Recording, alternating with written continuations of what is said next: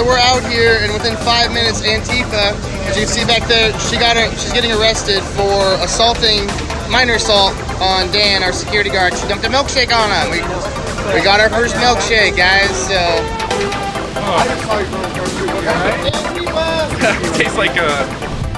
Tastes like communism and socialism. We were talking to the police, or we talked to the police. It's probably going to be a disorderly conduct kind of a thing. It's nothing too major. So are you surprised about getting milkshaked? We're not even here 5 minutes. Not surprised at all. So now I just feel like I have to have my head on a swivel because you don't know who is who, and with all the threats we get online and whatnot, and it was an open threat to milkshake us being down here exercising our First Amendment right. It just shows you how pitiful they are. I couldn't agree more, and it's just disgusting behavior. I mean, she literally did it right in front of a cop. So as you can see, all right here. Yeah. So. You did it. Yeah. So they successfully milkshaked us, guys. So as of right now, we're going to continue the shoot. So the introduction to this is supposed to be, hey guys, Dion Thompson here with OperationColdFront. So right now we're going to be talking about Red Pill Seattle, a movement that Zach, Salim, and I started, and it's going to be big. So people are already pissed off. So we also want to let you know that Mira is an affiliate partner with us right now, our first affiliate partner. So that's freaking awesome. So check out the link in the description below. We got a Red Pill Seattle, guys. Republican. Yeah, you're mature, right? So right now, behind us, behind that white car there, we got another Antifa member. Hey, smile! Yeah.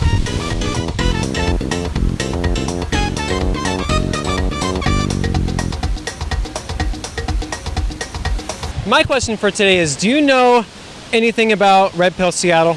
No, I don't. I know what Red Pill means. Matrix, right? Yeah.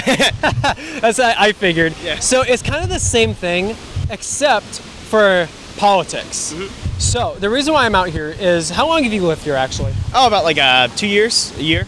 2 years. So what do you think Governor Jay Inslee has done that's positive? Here? Yeah.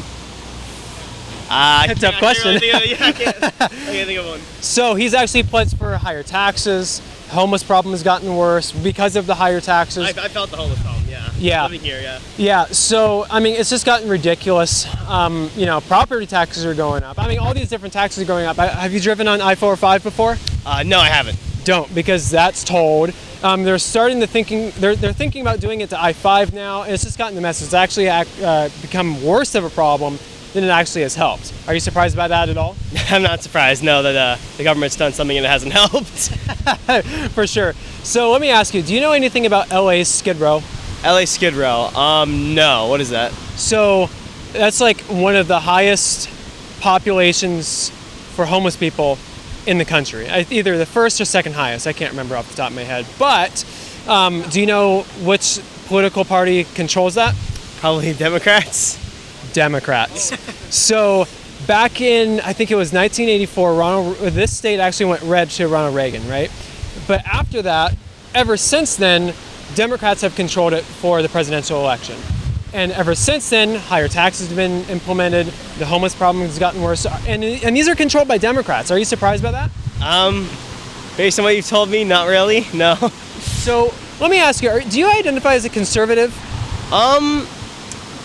Not so much a conservative. I see myself kind of more libertarian, paleo-libertarian, not so much as conservative. I feel like the movement right now is they have a lot of control, but they're not using it to their fullest extent. That's my personal belief, but I think that they have a good movement going on, yeah. Sure. So do you agree with anything that the Democrats have done that in the time that you've lived here, anything at all? No, not really. I mean, they've essentially, I think they've just kind of been destroying the state systematically. I feel like just the divides have gotten worse. You can't really, I'm surprised that you guys are out here. I've never seen like anybody kind of come out here and do anything like this. Usually get attacked before anything can happen. Oh, yeah. But believe it or not, our security guy over there got milkshaked. So basically, milkshake. Oh, yeah, that's iconic. Right. So how do you like Seattle so far? Now that you've lived it, seen it. Well, at first I was in love with it. The buildings are nice. Yeah. architecture. There's lots to do, but then you just look around, you see the drug abuse, the tent cities, the crime, and and so I've come to the conclusion that anywhere there's a blue district, it's hell. I mean, just look at San Francisco, LA, Skid Row, Portland. Yeah, it's bad, man. I truly believe that if we go to the Republican side, I think less taxes would eventually be implemented. The homeless problem would probably get better. Do you think that would be the case if we did turn the state completely red? I feel like if you turn the state red, it would take a very long time. The problems here have just been going it's just been systematically, the Democrats have been taking control every level of government here. It would take a very long time to change the state to be where it'd be like a kind of a Texas or like a Florida or anything like that. But I think eventually after that change, we would get to a state where lower taxes would just help the state prosper. Right. I actually really agree with that, because like you said, it's going to take forever, unfortunately, to unscrew what the Democrats have screwed. Yeah. I feel like right now, though, you're seeing a global movement in the world. You've seen these elections in the U.S., Australia, Brazil, Israel, the European Union. I've been watching it happen. The Trump election and all that, just growing up in this time, a lot of people don't say it, but they're very political. At school, people have political beliefs and they're interested to learn in it. I think that we all grew up with it, with the financial crisis. It's Gen Z, it's the most conservative generation. We're just more politically aware than any other generation. Right. And are you surprised by that at all because of the election? No, I feel like we've been impacted by a majority of our lives by politics. We've seen the election. A lot of people are now reactionary, populist, because they've seen even Democrats that I know, they said that they would vote for Trump just because how bigoted that their own side seems to be. They just don't agree with anything they're saying. They're just too radical right now. If you've noticed, I mean, all you have to do is look in the news with Antifa and everyone else. There are very violent, angry, miserable people who would want to be Democrat. Exactly. I mean, it's a miserable people. They have darkness in their hearts, I believe. I believe politics in government is simply about giving people the illusion that we have a choice. I love that statement. Yes, I actually agree with that. When in reality the goal is to just keep us busy so the government can continue to make money off us, collect taxes off us, and do whatever they want because we're just busy in debt playing with iPads. You know, I actually love that statement. Yeah. That's one of the things I've been talking about for a really long time. Yeah. But my last question for you today is, and I'll let you go, is do you think that having a switch in political affiliation for the state of Washington would change things? Do you think it would actually help? Do you think it would get worse or stay the same? I'm from Texas, so it's been traditionally a Republican state for a very long time. I see a swelling of the Democratic Party in Texas. But what I don't see in any way, shape, or form is Texans getting along any better. With Trump getting elected, with Obama, longer in office, it's allowed a lot of people to say hurtful things. I'll give you one example. Maybe I'll get in trouble for this, but many people on the radical left would say it's always okay to punch a Nazi, for example. I think violence against any human being is not okay. Right. And so I wouldn't say, it's okay to punch a Nazi because I'm a Muslim. Could anyone say, well, it's okay to punch a Muslim? Well, they say Nazis have a hurtful agenda, they're mean people, and their ideology is about hate. Right. Well, someone could easily say that Islam has the same one, and it's okay to punch a Muslim. So that's totally wrong, because actually my co-host, who couldn't be here today, is actually a Muslim. Yeah. So he would completely and totally agree with you on that. So this concept of it's okay to do things to blank, that actually just creates a lot of hate. So if you take this idea of having a political shift within Democrats and Republicans, I don't think it'll make any difference at all, man. Sure. What it'll do is it'll create a lot more finger pointing, a lot more hatred, and that is the exact opposite of what helps people get along better. So I need to see you as a human, not as someone who has a political affiliation, because then I can blame you for everything. It'd be no different.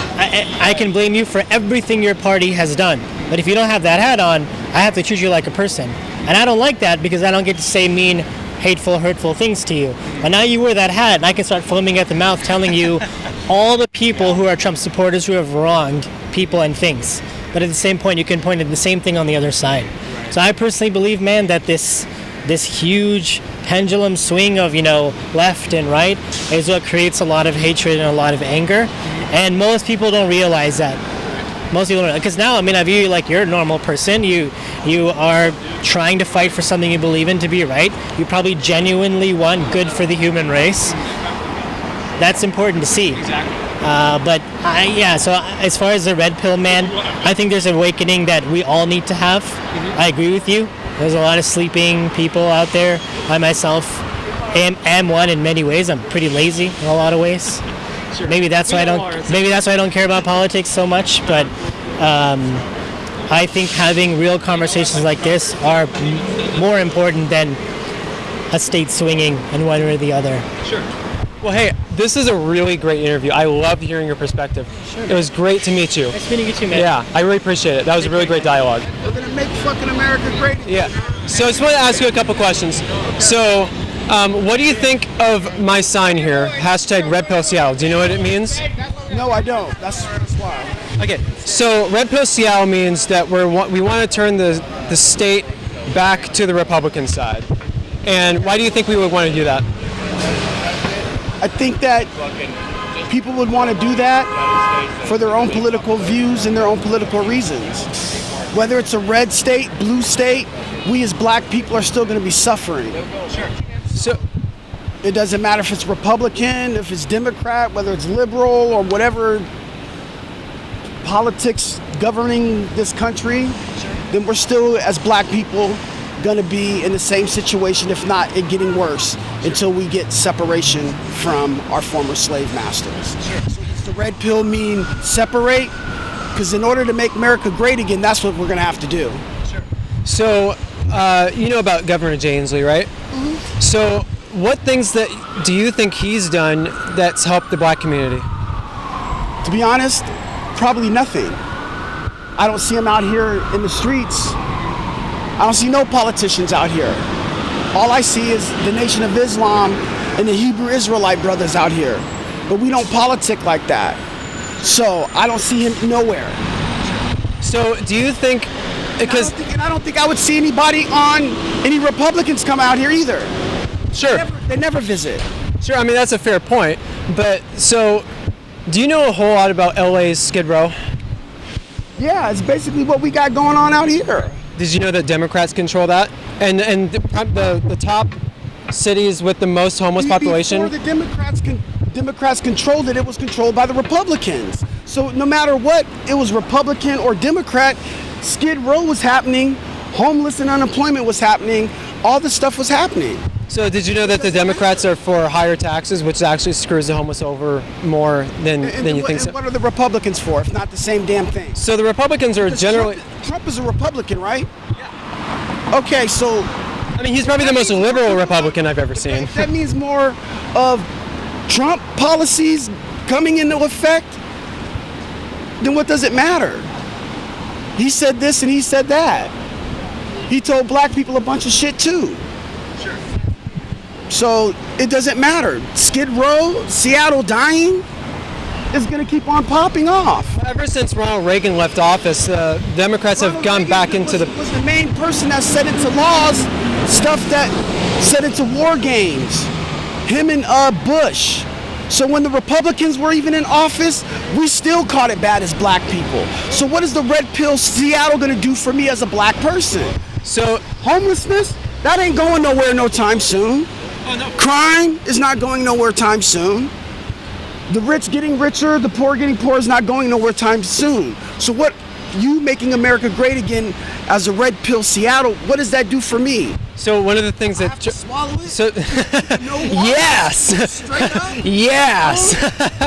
But, so did you know that Donald Trump actually signed prison reform? I know Donald Trump. Did you know he signed prison reform that actually helped the black community with respect to incarcerated... Oh my God, did you just hit me with that? Yeah, it actually, some of the first people that were released were black people. It's actually helped the black community. Some of the first. Okay, so he did a little, if that's what you want to call. He also did tax reform. But he also, in doing that, he went and undercut what Obama put in place as well. So I can't agree with that. So with respect to tax reform, though, the prison system, is on the stock market. So as long as it's on a stock market, that means that more prisons are, that means we as black people are going to be more incarcerated. So it doesn't matter if the few people that he didn't let out Mumia, he didn't let out Larry Hoover.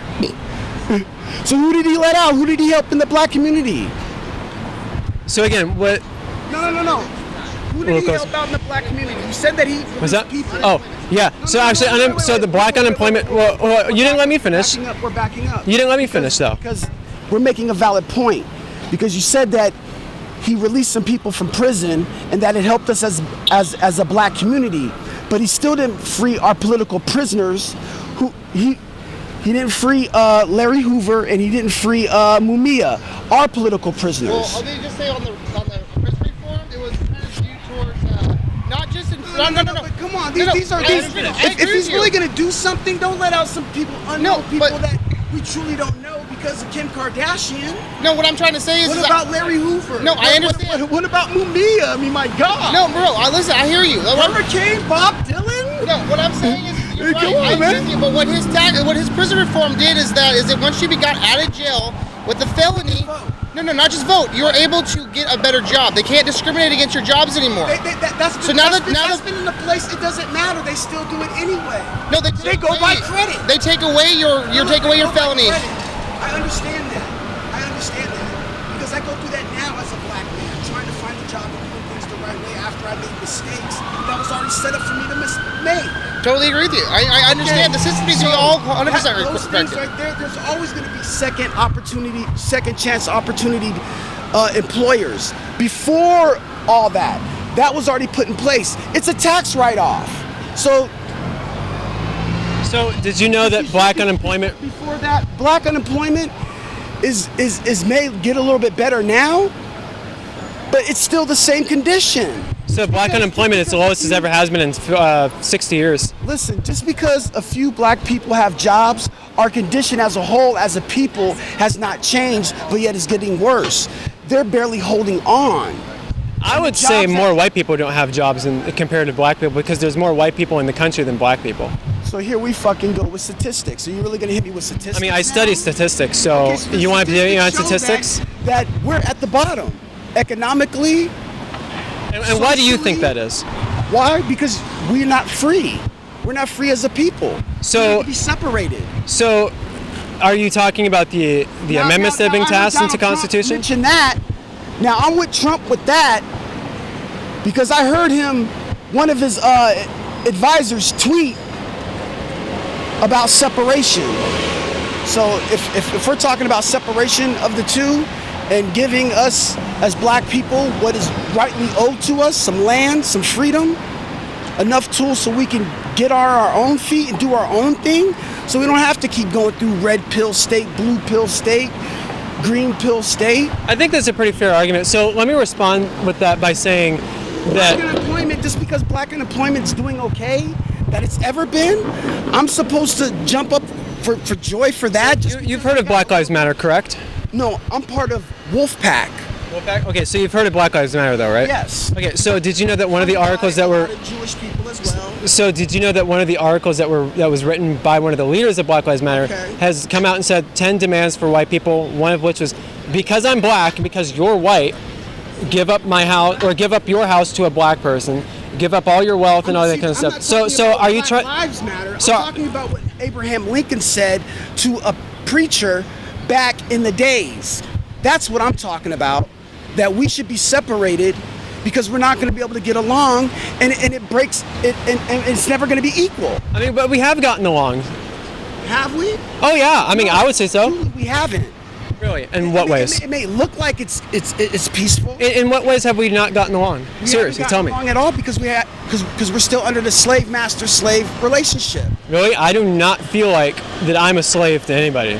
Nobody controls me. No one controls me either, but I'm controlled. So therefore, your argument is moot. Wait. No one controls me, but yet I'm controlled. So don't give me that no one controls you because you have to live by the same laws that I have to live by. Yeah, that's called being an American citizen. But I'm not an American citizen. So are you from? America's not my real home. So where is your real home? I don't have to go anywhere because what is owed to us as black people is land and freedom. You're gonna tell me I'm actually free? With all the laws that you guys know about, and how you guys already know what the CIA did, what they're planning on doing, and what they continue to do to us in the black community, since J. Edgar Hoover, since Ronald Reagan. Come on, man. So I don't know if you know this, but the founder of Planned Parenthood actually founded Planned Parenthood. Eugenics and all that shit? Yeah, that was a Democrat, man. So Republicans don't say that. That's what I'm saying. Whether it's Republican or Democrat, the situation hasn't gotten any better, but it's continuing to get worse for us as black people. I would like to see separation. To make America great again would be us being separated like you did for the Jews, like you did for the Indians, like you did for everybody else.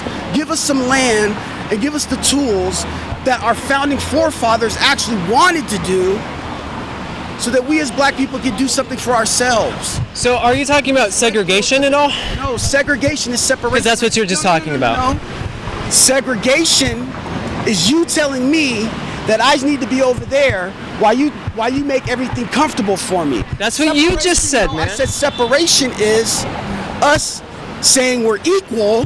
Because we are. But in segregation, we're not.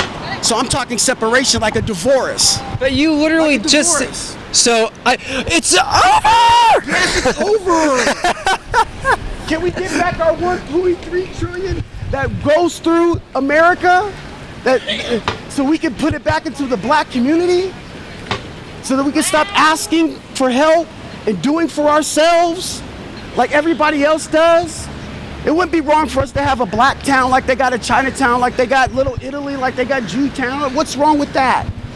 But there's a lot of things that's owed to us, and it's never gonna be right, and America will never be made great again until America rights its wrong, starting at slavery. Just because there's people of color in your group doesn't mean it's not white supremacists. Really? I'm saying you are. I'm saying that people of color can be white supremacists. So first of all, I'm going to say it on the record. I hate white supremacists. Okay. So I hate white supremacists with a burning passion, through and through. Okay. So how does that make me a white supremacist? This guy isn't, this guy isn't, this guy isn't, this guy isn't. I literally never said you were a white supremacist. I just said it. imply it all the time. Okay. I just said I'm addressing. I just said it's possible for people of color to be white supremacists. How so? Like, Yeah. how's it impossible? What? There are black people in the SS. Like, what are you talking about? Black people in the SS, then they're idiots because the white people want to destroy them. Obviously, that people can be idiots. You're right. People of color can also be idiots. So do you? Not all black people are amazingly smart. Obviously, there are lots of dumb people throughout all races. Right. So I would say the new form of, and kind of switching gears here, the new form of black supremacy is Black Lives Matter. So you don't think Black Lives Matter? Well, no, I think the new black supremacy is Black Lives Matter. Oh, I wasn't agreeing or disagreeing. I'm just saying, do you not think Black Lives Matter? I'm sorry, one more time. Do you not think Black Lives Matter? Oh, I'm not saying that. I'm saying the movement is total fraud. Okay, so you think Black Lives Matter? Well, of course I think Black lives, like, their lives matter, but I don't like the movement. It's inherently racist. They've taken in reparations from white people simply because they're white. That's pure racism, right? I don't think those are true.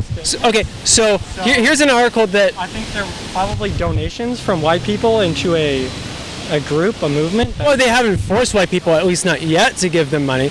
But of course, because they can't. It's exactly. literally not possible. Exactly. So they're trying to brainwash white people into thinking that they have all this white privilege. Oh yeah, middle finger. Yeah, you're mature, right? So why do you think white people don't have white privilege? Because, I mean, just look at it. Just because something happened 200 years ago with respect to slavery does not mean that you have white privilege today. 200 years ago, it was 50 years ago. 50 years ago, doing what? Jim Crow? Segregation from Jim Crow, yeah. Sure. So, I mean, I can agree with that. Like, by simply being white at that time, you had white privilege for going to certain areas. But today, you don't. Okay. Today, you don't. So you agree that while white people and black people are equal under the law, that very recently in the American past, black people were significantly disadvantaged by state and social structures. Well, they have been significantly disadvantaged. I mean, look at slavery, look at Jim Crow. I'm not saying. Yeah. Okay. So you agree that they have been significantly. Yeah. So we do have common ground. Okay. With Yeah. respect to that. So all that white people who say that white privileges exist are saying is that privilege that happened back then has transferred through generational wealth, and so often white people are in a position of being more privileged than black people are due to the fact that the effects of segregation haven't worn off yet. Black families are still poor on average due to the generational effects of those policies and social practices, which led to them being redlined, forced into ghettos, not able to get the same job opportunities as white people in that time, and those effects haven't completely worn off. Sure. So you agree with that then? So, I mean, I disagree with a couple of things that you just said there. So, with respect to black people not getting like the best types of jobs as white people do. Well, no, I'm saying 50 years ago. Okay, yeah. In the context that you're talking about, I do agree with that. Okay. So then, does having more wealthy parents mean that you'll generally have a better life? Typically, yes, okay. but there's black people that are also very rich that give their kids that opportunity as well. It's not just white people. Right. We're not saying all white people have it better than all black people. Saying in general, white people have the privilege